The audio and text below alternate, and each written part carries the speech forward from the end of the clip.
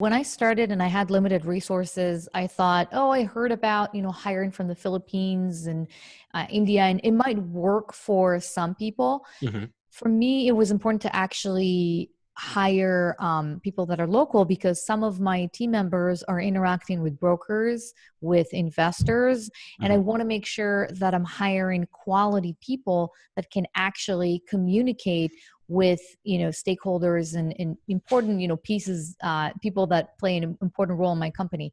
Not to say that if you're not from the US you're not quality. I obviously came outside of the US. Sure. That's not what I'm saying. But it was much easier for me to be with someone who understands the culture. Their English is impeccable. I feel comfortable asking them, can you pick up the phone and follow up with investor, XYZ. Um, it just you really have to understand the culture and how passive investors think and what they expect. If you're in a Hmm. different country, it's kind of a different world, and sometimes the different cultures can create a team that is kind of a little bit not disengaged but doesn't really understand the cultural codes, which are very, very important. Hmm. So that's how I did it. I tried, and I saw that it doesn't work. It's literally very different worlds, and so I decided to hire locally. So obviously it's more expensive than hiring someone that lives very far away from here. Hmm. But I can still get a lot of value because the job, I was offering the flexibility in terms of hours. My employees can travel and still work. I don't care how many hours they work, as long as as long as they see good trends when it comes to the numbers, when it comes to the quality of the work. That's the most important thing to Hmm. me, and that's how I see it. Basically, again, a little bit like a startup, where some startups, nobody, there's no clock. Nobody's you're not arriving at 9 and leaving at 5.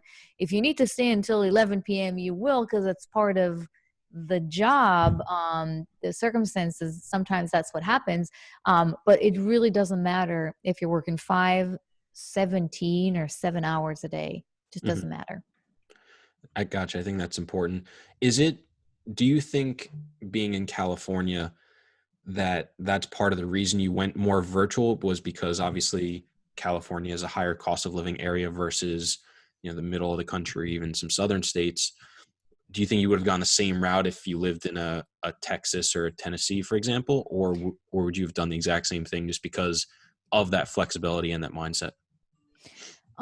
So definitely, hiring people remotely that live. So most of my team is actually in Texas.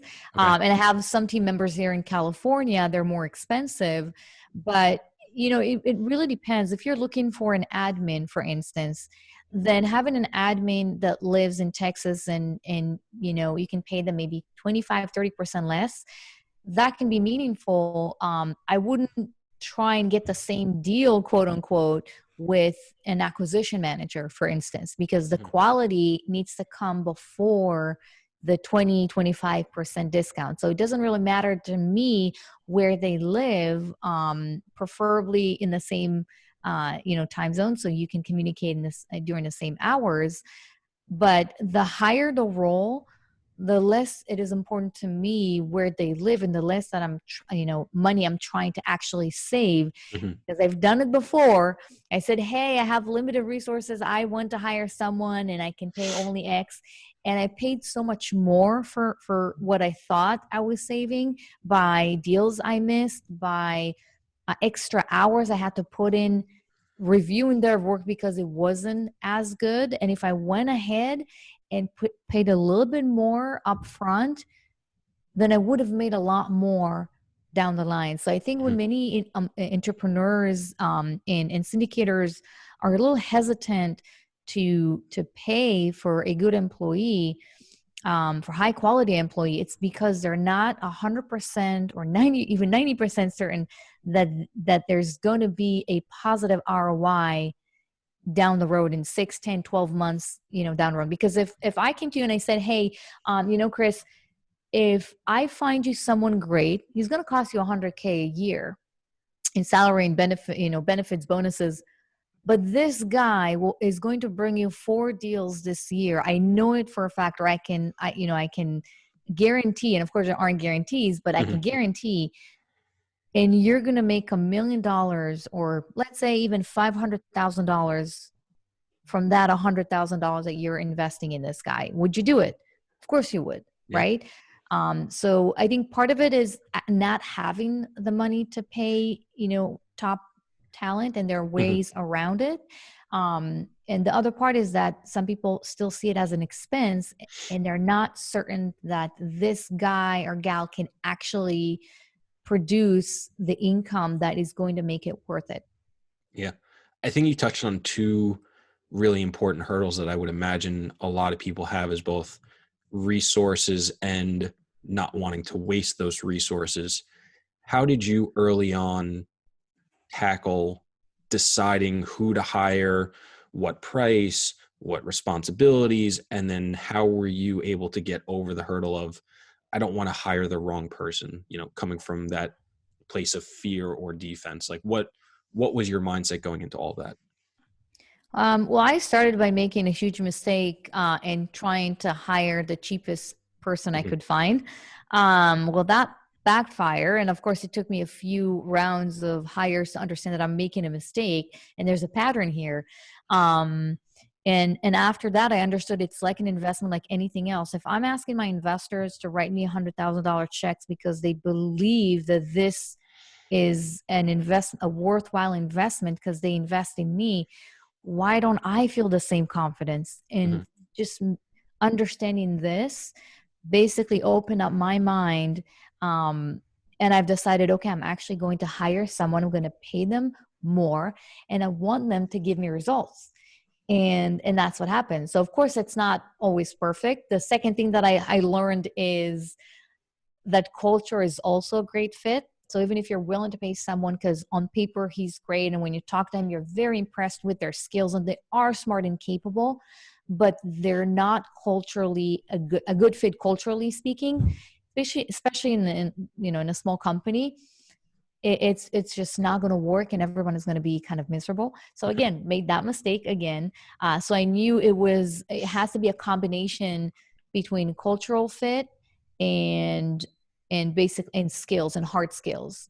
And that's, I think that's the holy grail. I think that every employer is looking just to find that person that is going to have great attitude, great fit for the company, and also going to deliver results. It doesn't matter if someone costs 200K a year, if they can generate $1 million income. It doesn't matter if they cost 50K a year, if they can generate, $400,000 income. It's all Hmm. about, it's the same as you buy a property, you pay $10 million.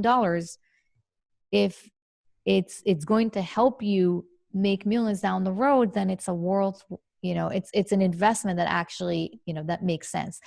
Your second question is how I overcame that. It wasn't easy at the beginning. I did a lot of the work also because I needed to understand who is the person that I'm actually looking for. I Hmm. realized that you have to be, when it comes to acquisitions and underwriting, you have to be extremely detail oriented, because if you miss one cell, that can throw the entire calculation, out the window. And the IRR that you see as 15 is maybe 13.71. Hmm. So you have to, once you go through that, you understand who is it, the person that you're looking for. So I did a lot of the things at the beginning, then did some deals. It took me a longer time to do it because I was doing everything. Had some money coming in from those deals, and I reinvested it back in the business and hired the right people. Gotcha. Who was the first person or role that you hired, and why was it that person?